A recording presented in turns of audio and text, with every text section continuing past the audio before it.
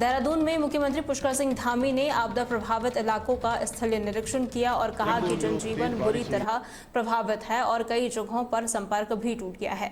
साथ ही धामी ने बताया कि प्रधानमंत्री नरेंद्र मोदी और केंद्रीय गृह मंत्री अमित शाह ने स्थिति की जानकारी दी है और हर संभव मदद का आश्वासन भी दिया है। वहीं जिला प्रशासन, पुलिस और SDRF की टीमें राहत बचाव कार्य में जुटी हुई है।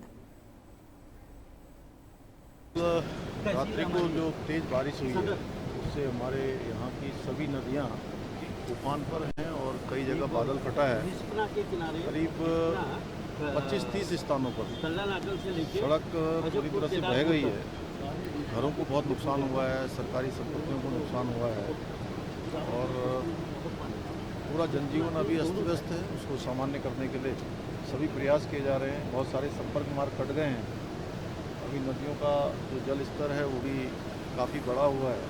पुल भी खतरे की जद में, आप देख रहे होंगे ये हमारा सोंग और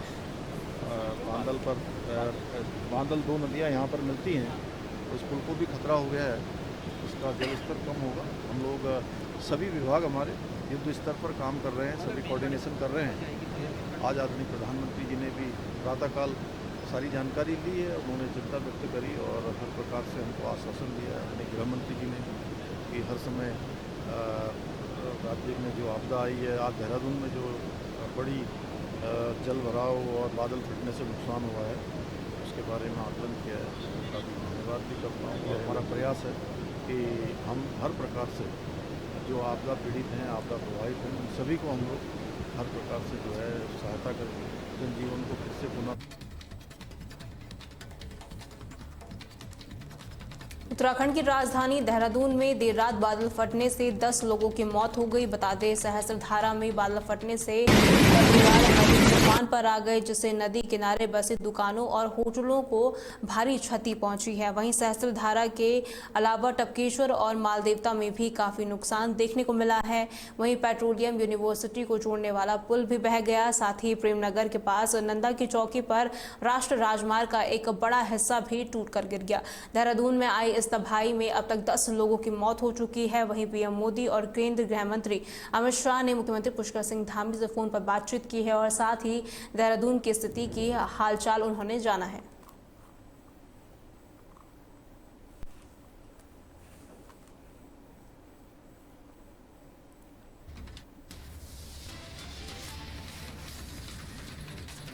रुड़की में वरिष्ठ बीजेपी नेता अनीश गौड़ को उत्तराखंड बीजेपी के अल्पसंख्यक मोर्चा का प्रदेश अध्यक्ष बनाया गया।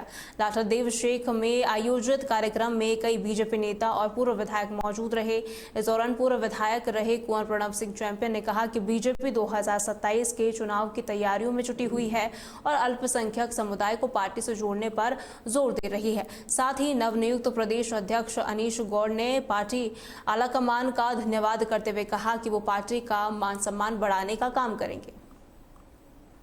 आज जो मौका है, हमारी भारतीय जनता पार्टी विश्व की सबसे बड़ी राजनीतिक पार्टी है दुनिया की और हमारी अक़लियतों का विशेष ध्यान रखा जाता है।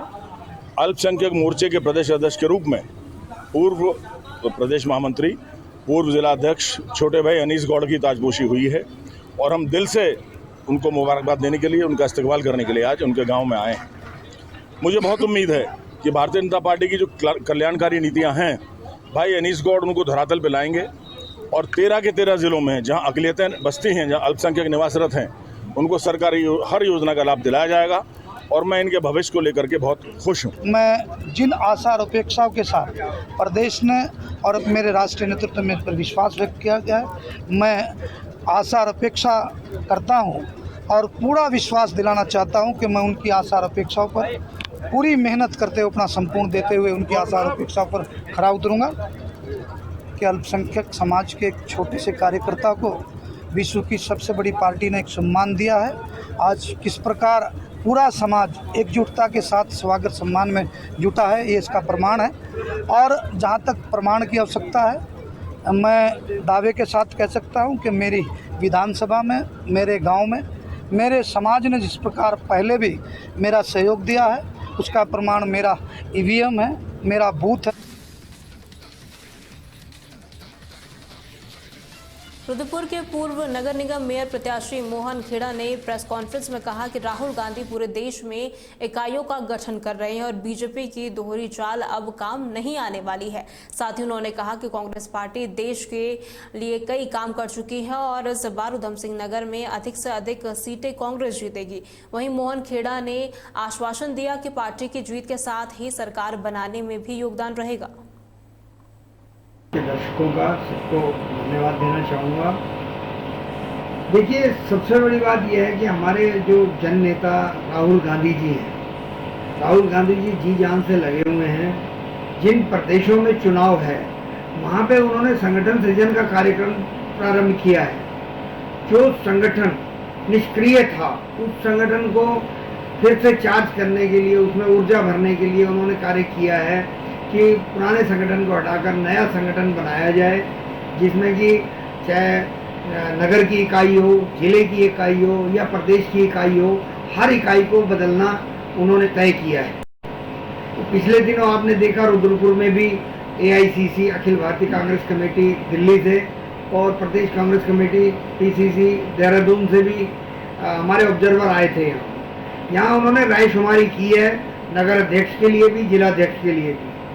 तो वो लोग सब लोग जा चुके हैं अपने अपने गंतव्य को और वहाँ जाकर वो अपना रिपोर्ट बनाकर, मेरे ख्याल में कल मंडे का दिन है, कल सोमवार के दिन वो अपनी अपनी रिपोर्ट पेश करेंगे AICC में और वहाँ तय होगा कि किसे जिला अध्यक्ष बनाया जाता है, किसे नगर अध्यक्ष बनाया जाता है या किसे PCC मतलब प्रदेश कांग्रेस कमेटी का अध्यक्ष बनाया जाता है। खेड़ा जी, ये जनता समझ चुकी है। झूठ कालाडूंगी कोटा बाग में भारी बारिश के चलते गरुड़ी बरसाती नाले में बोलेरो गाड़ी बह गई, जिसमें 3 लोग सवार थे। वहीं इस हादसे में 2 युवकों की स्थानीय लोगों और रेस्क्यू टीम की मदद से जान बचाई गई, जबकि एक युवक पानी के तेज बहाव में बह गया, जिसके बाद मंगलवार सुबह NDRF और SDRF की टीम ने लापता युवक का शव बरामद किया। जो गरुड़ी नाला है कोटा बाग में, इसमें बहुत ज़्यादा पानी आ गया, जिसकी वजह से जो बोलेरो थी, टैक्सी नंबर थी, इसमें 3 सवारियां थी जो बह गई हैं। तो तुरंत कार्रवाई करते हुए हमारी जो लोकल चौकी है और थाना है वो कालाडूंगी का ये मौके पे पहुँचे। इनके द्वारा सर्च ऑपरेशन चलाया गया और फिर मेरे द्वारा जो है फायर की टीमें हो गई और SDRF को भी मौके पे बुलाया गया। एक एक्सटेंसिव हमने सर्च ऑपरेशन चलाया, सुबह के 5 मतलब लगातार चलाया गया और उसके बाद जो है आज सुबह लगभग 8:30 बजे के करीब गरुड़ी नाले से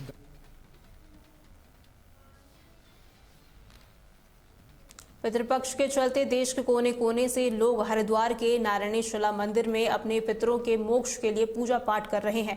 बता दें, इस मंदिर की मान्यता है कि यहाँ पूजा पाठ करने से पितरों को मोक्ष प्राप्त होता है। पितृपक्ष के दौरान लोग श्रद्धा, तर्पण और ब्राह्मणों को भोज कराते हैं, जिससे पूर्वजों की आत्मा को भी मुक्ति, मोक्ष की प्राप्ति होती है। वहीं ज्योतिषाचार्य पंडित मनोज त्रिपाठी ने इस बारे में जानकारी दी कि अगर पितृकर्म समय पर किया जाए तो जीवन में संपन्नता बनी रहती है।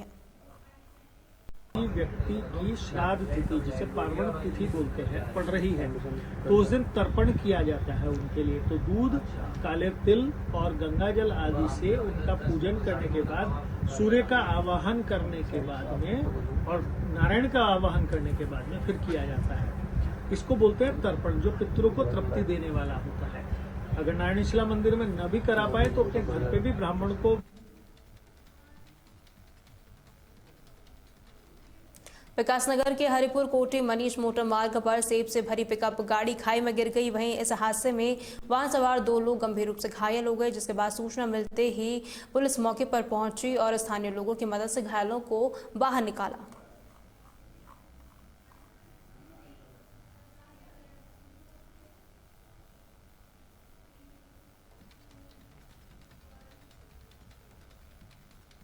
हरिद्वार में 3 नकाबपोश बाइक सवार युवकों ने अलग अलग जगहों पर हवाई फायरिंग की है। बता दें, युवकों ने पहले जगजीतपुर पर और फिर वाल्मीकि बस्ती में फायरिंग कर रही है, जिससे लोगों में काफी दहशत का माहौल बना हुआ है। पुलिस को इसकी जानकारी मिलते ही पुलिस मौके पर पहुंची और कार्रवाई शुरू कर दी। थाना गंगल क्षेत्र के जगजीतपुर चौकी क्षेत्र में हमारा जो बंगाली मोड़ है उसके पास 2 जगह 3 मोटरसाइकिल नवयुवक सवारों ने गोली चलाई, हवाई फायर किए हैं, जिसकी सूचना मिलने पर पुलिस द्वारा लगातार उनको सर्च किया जा रहा है। उत्तराखंड की खबरों में फिलहाल के लिए इतना ही। खबरों के लिए बने रहें तहलका डिजिटल के साथ।